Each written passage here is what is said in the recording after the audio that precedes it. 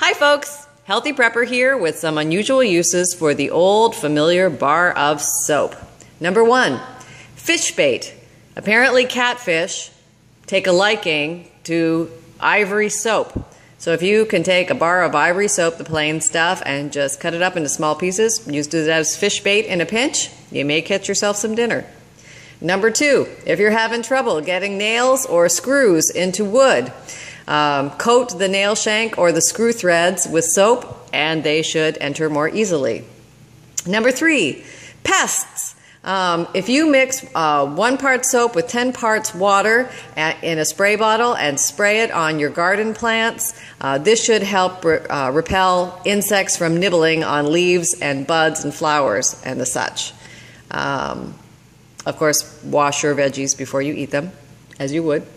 Another way soap helps with pests in the garden is by dealing with rabbits and deer. You can make little soap pouches of shaved or slivered soap or little end butt soaps that you collect in the shower. Put them in a little sack and put them at the corners of your garden. And apparently the rabbits and the deer do not like these. They do not like the smell or the taste. I've also heard that you can, if you're having a deer nibble on the bark of young trees, let's say you're trying to grow some fruit trees or something like that, you can rub soap, a bar of soap, on the bark and that will prevent the nibbling. It would stop me from nibbling. Also out in the garden, a good fingernail guard can be made using soap. You scrape your fingernails into a bar of soap before you go do your gardening so that you don't get dirt and the like jammed up there, and it makes washing up a breeze. Another nice thing about soap, I think this is 5 or 6, you can make a flea trap. So if you found that your home is getting invaded by fleas, you can put a little bit of soap in a bowl of water under a dim light and then go to bed overnight, and hopefully when you wake up in the morning there will be a bunch of dead fleas floating in the soap and water bath. Number 6, you can detect gas leaks by using soapy water over the pipes or the hoses. This has been long used by mechanics. If you're working with propane and you're concerned about a leak, this is a good way to test for a leak. As preppers, we may be using propane as an alternative fuel source for a little while anyway. So you're looking for the bubbles when you put the soapy water over the hoses or the pipes. You're looking for bubbles as air or gas is escaping from the pipe or hose.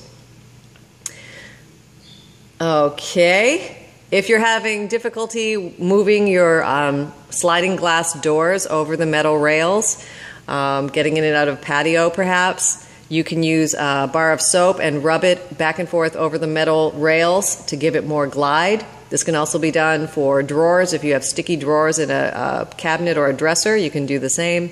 And also, if you have a squeaky hinge, you can rub a little bit of bar soap on the hinge and work it back and forth to see if you can reduce the squeak. This may have to be replaced over time, but at least get you through in a pinch. Apparently, rubbing soap on a handsaw will allow you to cut a straighter line, allowing a smoother cut into the wood. There's a good note for those carpentry inclined. In another insect repellent manner, if you have a bar soap that has essential oils in it, it's a great item to place in a cloth in a drawer. It can be in a clothing drawer, or it could even be in a food drawer to help repel the nasty insects or bugs from invading your space, your well-protected space. And the last one is for hunters.